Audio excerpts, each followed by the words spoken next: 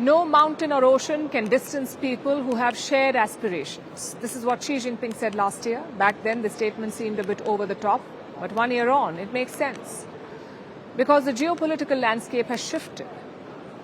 And now, under a cloud of global uncertainty, China is hosting the SCO summit. It is not just a full, but a fuller house. You have leaders from SCO nations, including Prime Minister Modi, who has held meetings with several leaders on the sidelines of the summit, plus heavyweights from the region and beyond are also in attendance. This is the biggest SCO summit in history. It is packed with high-stakes bilaterals and crucial statements. Also fireworks, both literal and diplomatic. So who is attending, what is at stake, and why is this record-breaking SCO summit relevant? Our next story tells you. Colours and fireworks, both on display and in diplomacy, as leaders from the region and beyond converge on Tianjin for the SCO summit, the Shanghai Cooperation Organisation summit. The record-breaking, largest one so far. It is a grand showcase of pageantry, as a diverse range of stakeholders come together, from across East Asia, West Asia, and Europe. The SCO began in 1996 as a security bloc. At the time, it was dubbed the Shanghai Five, with China, Russia, Kazakhstan, Kyrgyzstan, and Tajikistan. But in June 2001, the group evolved into the SCO, including Uzbekistan. In 2017, the group expanded to include India and Pakistan. In 2023, Iran, and in 2024, Belarus were also added as full members. Today, SCO is a powerful political, economic, and international security bloc, accounting for 43% of the world's population and 23% of the global economy. And leaders of the 10 member states, India, China, Russia, Pakistan, Iran, Kazakhstan, Kyrgyzstan, Tajikistan, Uzbekistan, and Belarus, are all in Tianjin for the summit, including the Indian Prime Minister Narendra Modi, Russian President Vladimir Putin, Iranian President Masoud Pezeshkian, and Pakistani Prime Minister Shahbaz Sharif. But that's not all.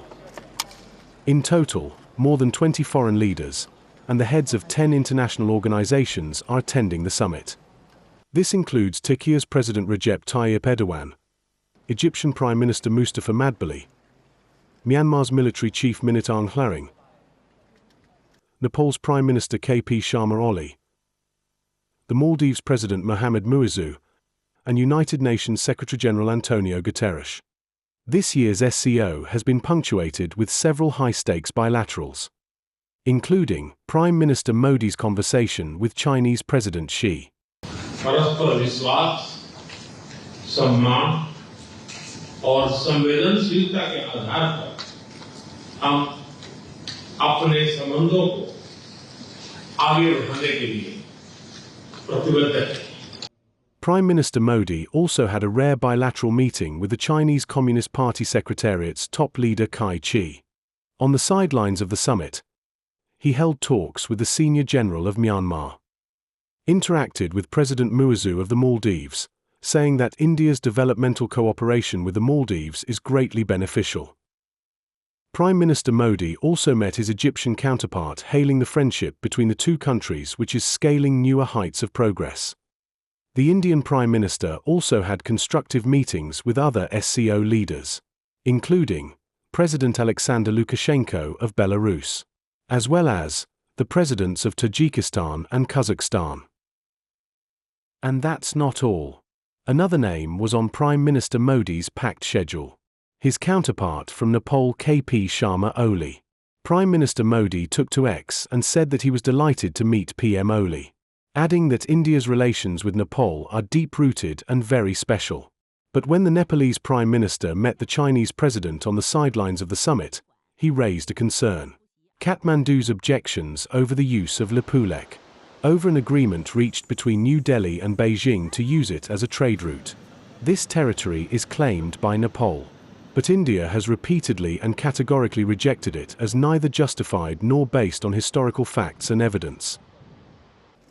But this is what this year's SCO summit is all about. Many of the attendees have long-running rivalries and border disputes, so there are complex dynamics at play. But this doesn't diminish its importance of bringing together leaders and creating a space for dialogue and cooperation.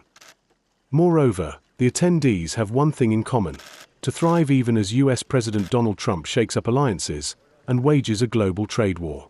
So despite rivalries, this year's SCO summit is a show of unity in a geopolitical landscape shaken by chaos.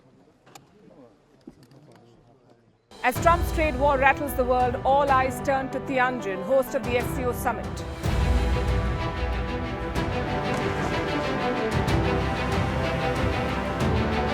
Prime Minister Modi makes his first visit to China in 7 years. India's policy of multi-alignment faces its biggest test. Will the outreach to China open the door to a new partnership? And will talks with Russia add weight to India's stance against trade wars and tariffs? Catch Vantage live from Tianjin.